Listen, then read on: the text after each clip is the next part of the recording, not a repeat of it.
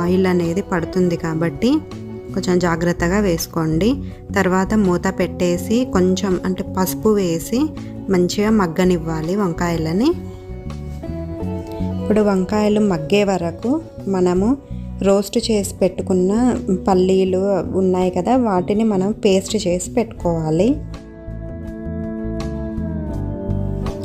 వంకాయలన్నీ మధ్య మధ్యలో కదుపుతూ మంచిగా మగ్గే వరకు వాటిని వేయించుకుంటూ ఉండాలి.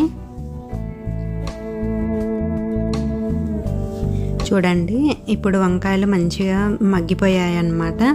వీటిని ఒక ప్లేట్లోకి తీసి పెట్టుకుందాము.